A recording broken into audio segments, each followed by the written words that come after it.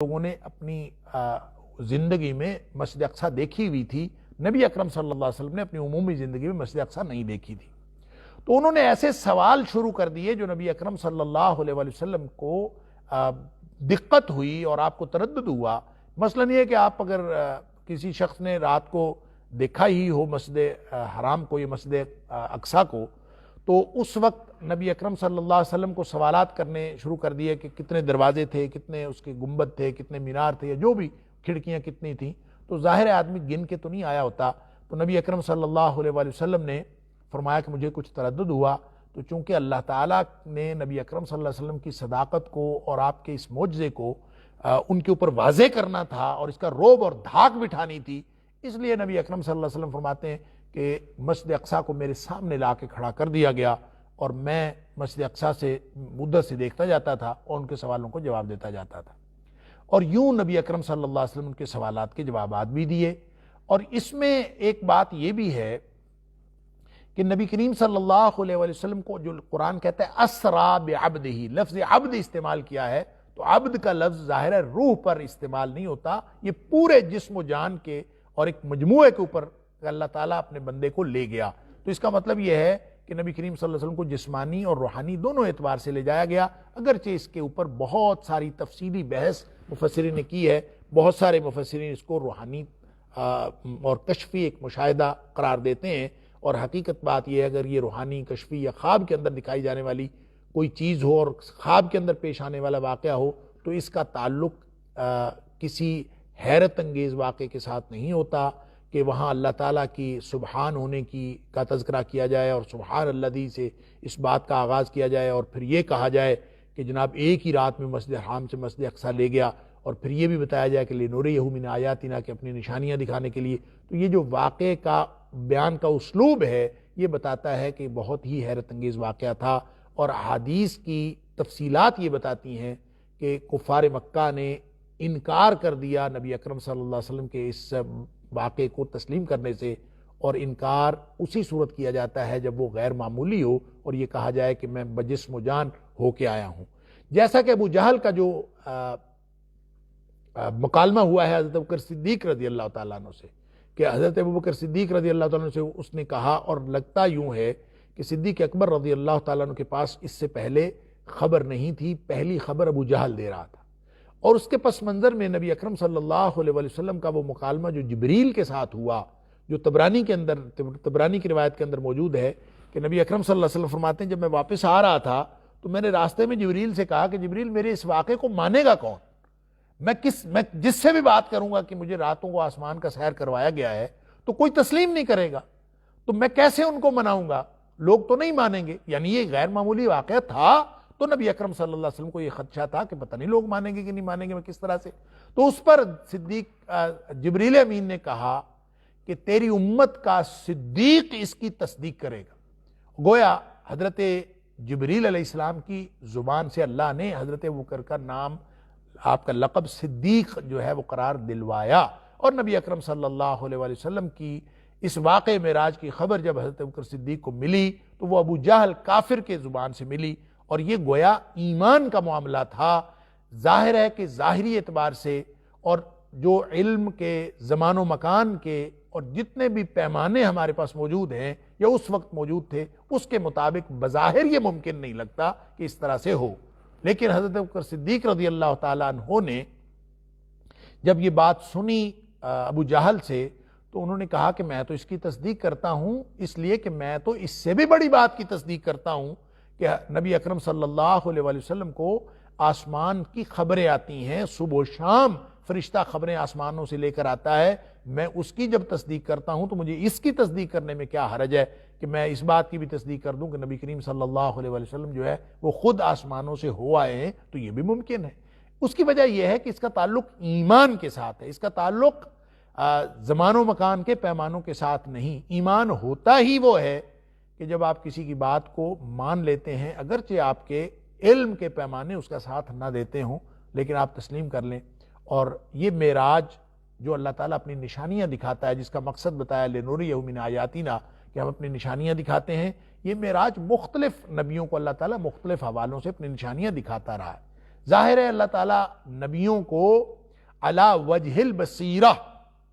جو نبی اکرم صلی اللہ علیہ وسلم فرماتے ہیں، اللہ نے فرمایا قل ہذہ سبیلی،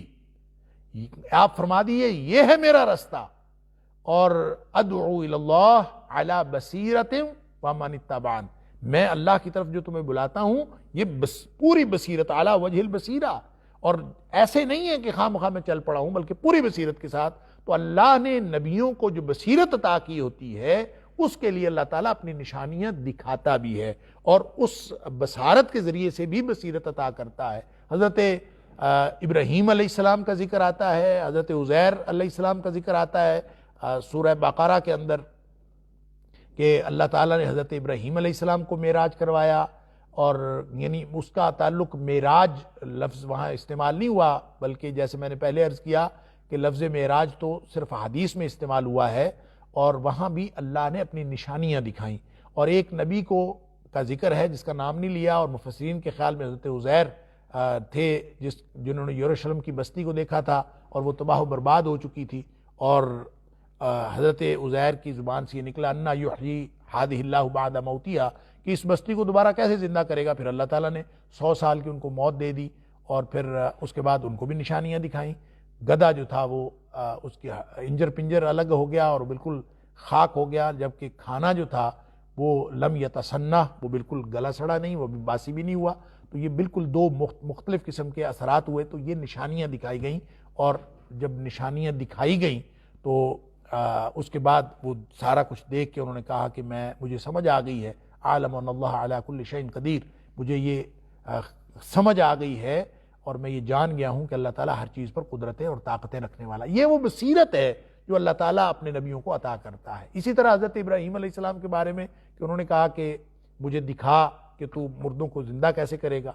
کہ رب ارنی کیف تحیی الموتیٰ، مجھے دکھا۔ اب وہ جو دکھانا تھا، یہ جو رؤیت ہے، ظاہر ہے کہ وہ ظاہری طور پر دکھائی اور کہا کہ 4 پرندے لے لو، اور وہ اس کا جو ذکر ہے، اور اس کے بعد فرمایا کہ وَاعْلَمْ أَنَّ اللَّهَ عَزِيزٌ الحکیم، أَنَّ اللَّهَ عزیز الحکیم، کہ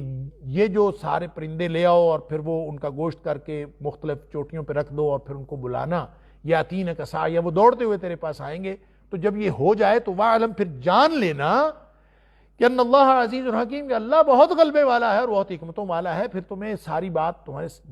تمہاری سمجھ میں آ جائے گی۔ تو یہ وہ بصیرت ہے جو اللہ تعالیٰ اپنے نبیوں کو دیتا ہے، اور نبی اکرم صلی اللہ علیہ وسلم چونکہ امام الانبیاء ہیں، آپ نے امامت کروائی نبیوں کی، اور آپ کے پیچھے نبیوں نے نماز پڑھی اور آپ نے امامت کروائی۔ امام الانبیاء کا جو معراج ہے وہ ظاہر ہے کہ خصوصی معراج ہوگا، عمومی طور پر نشانیاں دکھائی جاتی رہیں، نبی اکرم صلی اللہ علیہ وسلم کو خصوصی طور پر نشانیاں دکھائی گئیں۔ اس لیے واقعہ معراج جس کی تفصیلات احادیث کے اندر ہیں، اور جس کا ذکر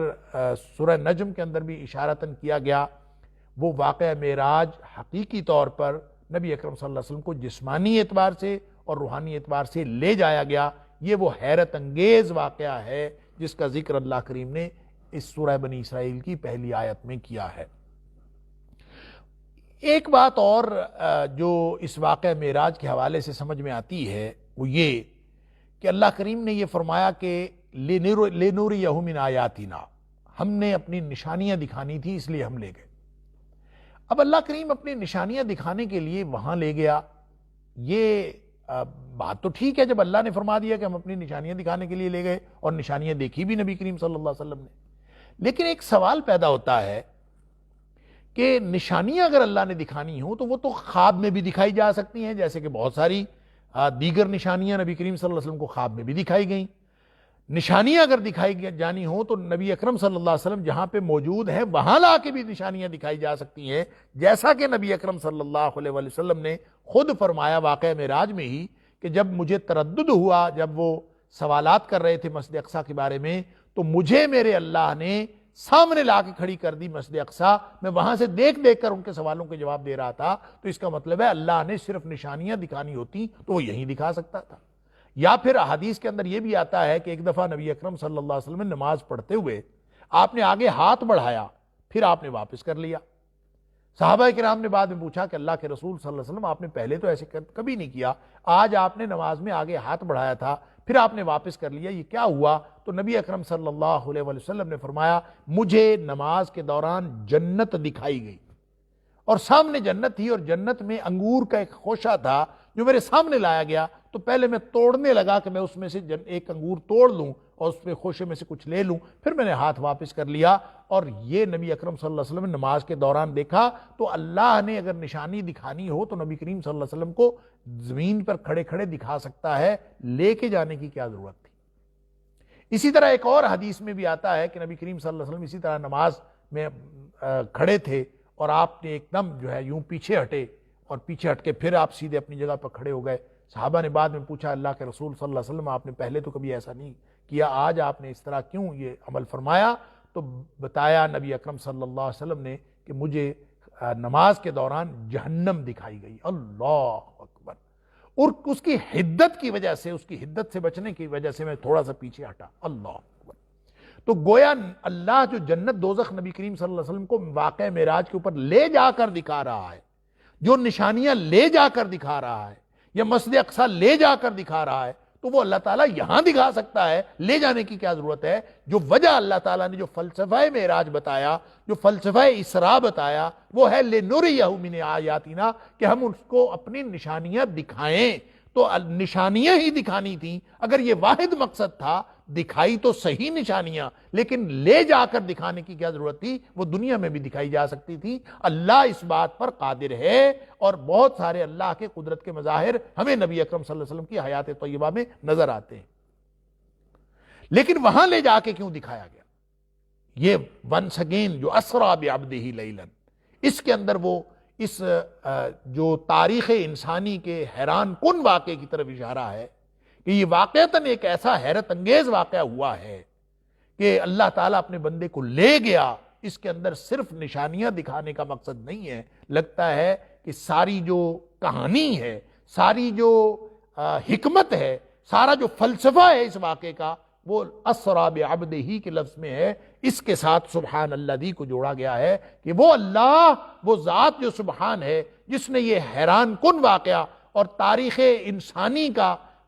جو نظروں کو اور عقلوں کو خیرہ کر دینے والا واقعہ ہے، یہ واقعہ رونما کرنے والی وہ پاک ذات ہے۔ اس لیے ایک تو پہلی بات یہ کہ اس کو ناممکن نہ سمجھیے، یہ اللہ نے کیا ہے، اور اللہ کی ذات کیا ہے؟ ان اللہ علی کل شیء قدیر، وہ ہر چیز پر قدرت رکھنے والا ہے۔ اور نبی اکرم صلی اللہ علیہ وسلم کی ذات اقدس پر ایمان کا تقاضا یہ ہے کہ نبی اکرم صلی اللہ علیہ وسلم نے فرمایا کہ میں راتوں رات گیا ہوں، آسمانوں سے ہو کے آ گیا ہوں، ہماری عقل ساتھ دیتی ہے یا نہیں دیتی، ایمان کا تقاضا ہے کہ ہم تسلیم کر لیں کہ جو نبی کریم صلی اللہ علیہ وسلم نے فرمایا وہی صحیح۔ ایمان تو ہوتا ہے ایمان لینے کا نام، اور جیسے صدیق اکبر رضی اللہ تعالیٰ نے مان لیا، اللہ اکبر۔ اور ایک اور حوالہ جو ایمان کے حوالے سے میں اکثر دیا کرتا ہوں کہ نبی اکرم صلی اللہ علیہ وسلم نے، اور یہ واقعہ بھی بخاری شریف کے اندر موجود ہے، کہ نبی اکرم صلی اللہ علیہ وسلم نے یہ واقعہ بتایا کہ پرانے وقتوں میں کوئی شخص تھا اور اس نے اپنے بیل کے اوپر بوجھ لاد دیا یا سواری کر لی، اس کے اوپر سوار ہو گیا، اور بیل بول پڑا، اور اس نے اپنے مالک سے کہا کہ میں اس لیے تو نہیں ہوں کہ میرے اوپر وزن ڈالا جائے یا میرے اوپر سواری کی جائے، بلکہ میں تو زمینوں میں ہل چلانے کے لیے ہوں، کھیتی میں ہل چلانے کے لیے ہوں، انی خلقت للحرث، میں تو پیدا کیا گیا ہوں زمینوں میں ہل چلانے کے لیے، تم نے میرے اوپر وزن ڈال دیا یا تم نے میرے اوپر سواری شروع کر دی۔ کون بول رہا؟ بیل۔ یہ بات کون فرما رہے ہیں؟ نبی اکرم صلی اللہ علیہ وسلم۔ تو کسی نے پوچھا حیرت سے، محفل میں سے کوئی آدمی بولا، اور اس نے کہا کہ اللہ کے رسول صلی اللہ علیہ وسلم کبھی بیل بھی بولا؟ بیل نے باتیں کی، بیل نے کہا کہ تم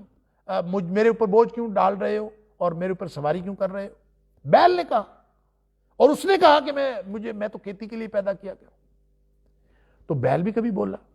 اس کے جواب میں نبی اکرم صلی اللہ علیہ وسلم نے فرمایا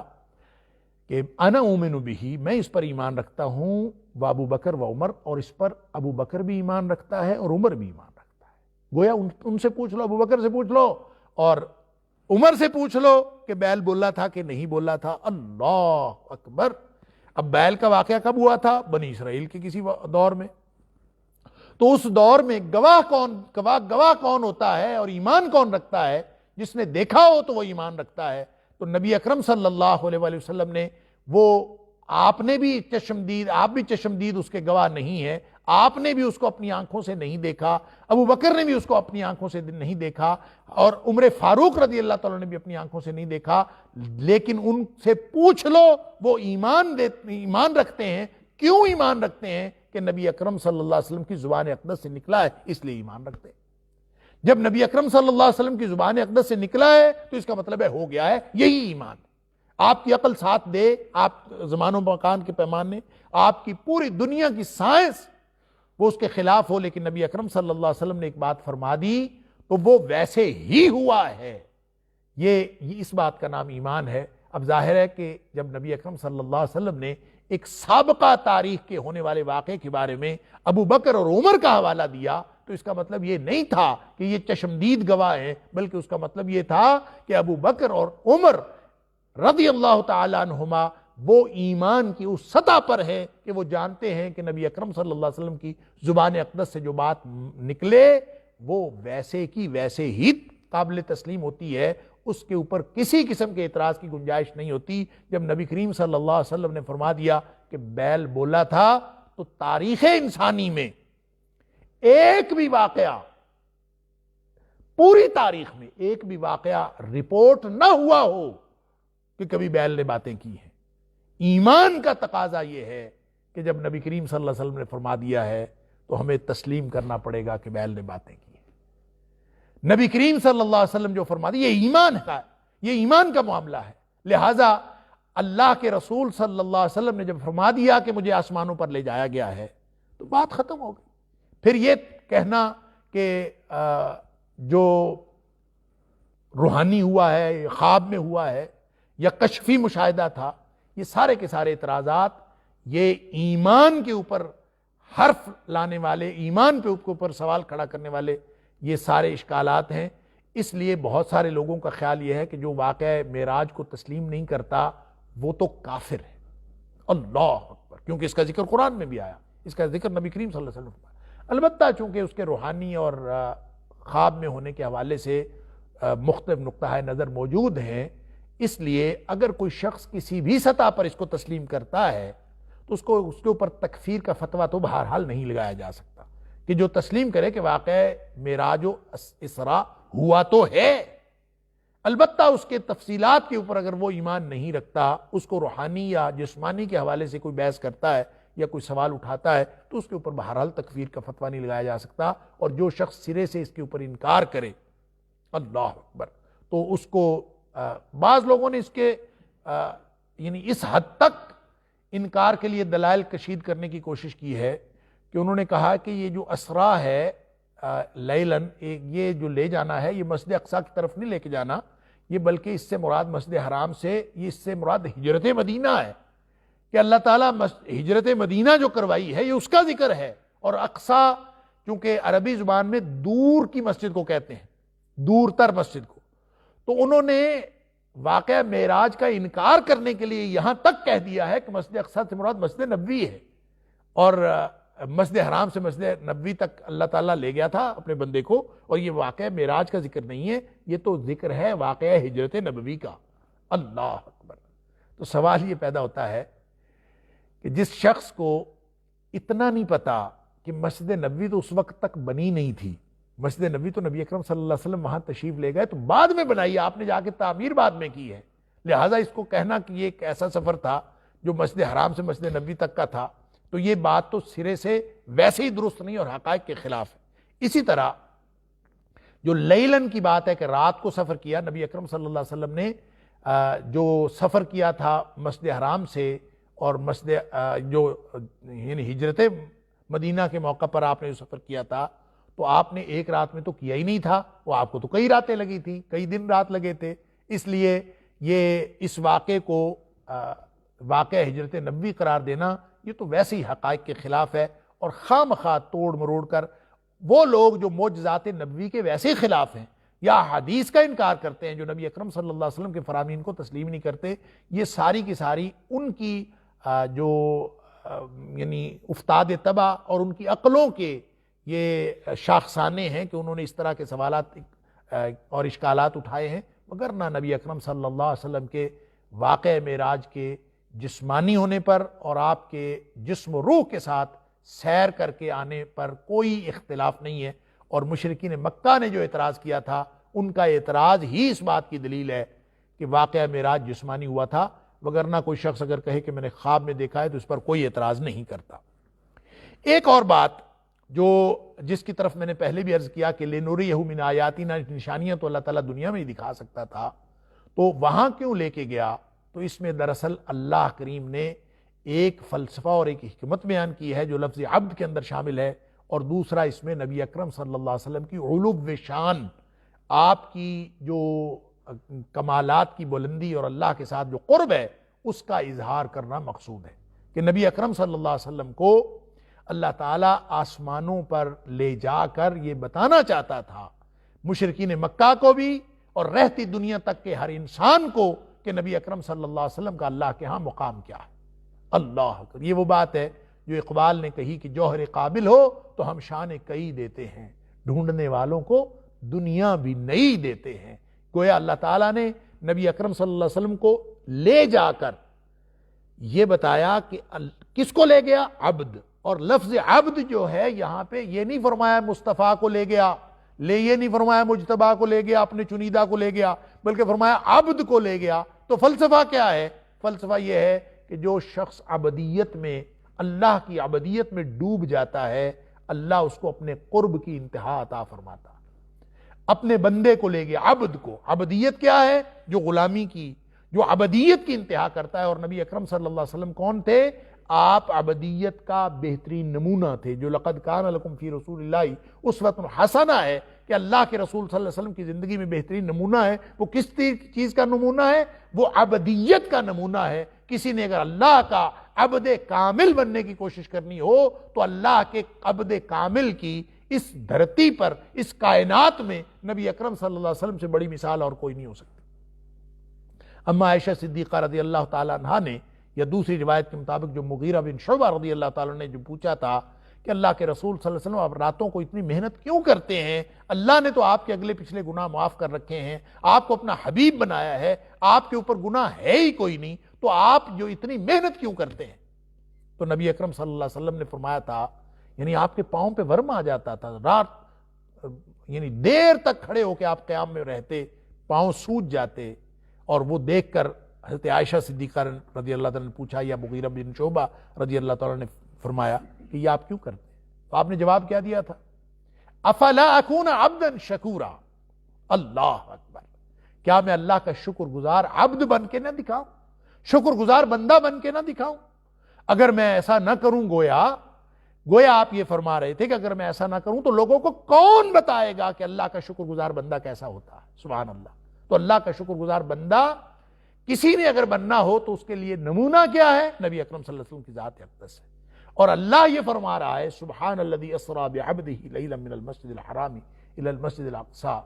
کہ وہ ذات پاک ہے جو لے گئی اپنے بندے کو ایک رات میں مسجد حرام سے مسجد اقصی تک، پھر اس کا دوسرا حصہ جو عروج کا، جو ثم عرج بی الی السماء، پھر مجھے آسمان تک معراج کروایا گیا۔ گویا یہ بتایا جا رہا ہے کہ جو عبدیت میں ڈوبتا ہے، جو عبدیت کی انتہا کرتا ہے، اللہ اس کو اپنے پاس بلاتے ہیں، اپنے قرب کی انتہا کرتے ہیں۔ اللہ اکبر۔